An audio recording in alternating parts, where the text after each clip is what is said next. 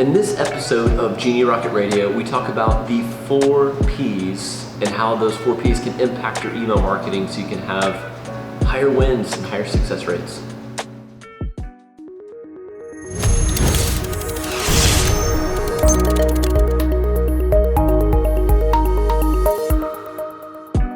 Hey guys, welcome to Genie Rocket Radio. Today we're going to be talking about how to have high impact in your email marketing by implementing what we call the 4 Ps. If you haven't heard of the 4 Ps yet, that is completely fine. There's something that we use in all of our marketing tactics, and that's the person, the problem, the promise, and the proof. When you use this principle, it's going to help position you as the guide and your customer as the hero, which, yes, if you heard it before, that is what is called the hero's journey and incredibly important. So let's dive into each of those 4, and then I'm going to show you how you can actually apply those into your email so you can have higher impact, higher open rates, and more persuasive content to get better results. The first one is the person. So that's easy. It's who you are talking to. Now, the more specific you can be, the better. The goal here is to be less general, more specific. So an example would be if you're selling a product or a service going towards an athlete, you could say, hey, this is for any athlete in the United States, and you might be able to speak to them. That's okay. That's better than just saying a person. But you could also go deeper to say, I am looking for a Spartan racer on a keto diet in Dallas. Now think about it like this. If you got an email that was directed to you and it says, hey, Dallas-based Spartan racer, check this out. There's a lot more likelihood that person's going to open it than it is a, hey, athlete in the United States, check this out, right? Because they're identifying with you, they get you, and you've built now a tribe or understand that tribe.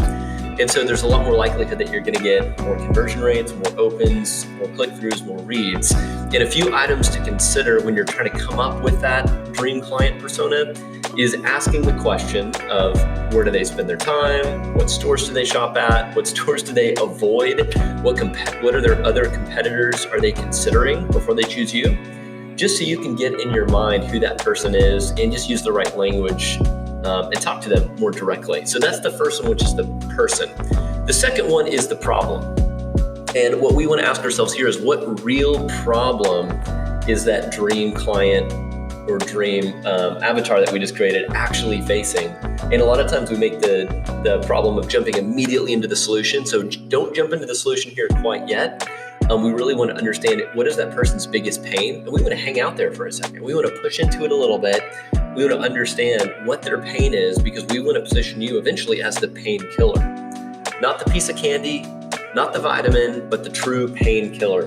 What is that Spartan, the Dallas Spartan racer on a keto diet's biggest pain point right now, right? Is that he can't find good food to eat that's high quality quickly before a race? Is it he needs to find maybe the right clothes to wear for a Spartan race that maybe promote him as like being keto? Maybe that's something that he's proud of. Like, what is that real problem they're facing? And then ask yourself these 3 questions when you're working on that problem statement. The first one is, would your person or tribe agree that this is their problem? This is not just technobabble, inside talk. Is it really a problem they would resonate with? Number 2 would be, is this the real problem or just a symptom of a bigger problem that needs addressing? That's okay if you're not here to solve that major big problem, but maybe you're one of the steps to get to that bigger problem they're trying to solve. But just be self-aware of the real problem you're solving.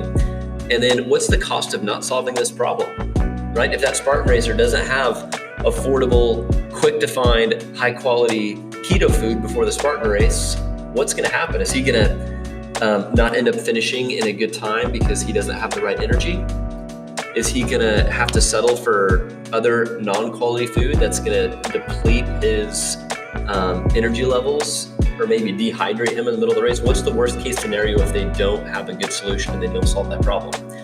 The next is what's called the promise, right? After they say yes to your thing, if they say yes to everything that you give them, what is your brand promise? This is different than a guarantee. We're not saying, hey, 100% guarantee money back if you don't get these results. We're going to give you all the money back. It's a, hey, if you do these things and you do them the right way over time, our best clients will get these kind of results when you do these things.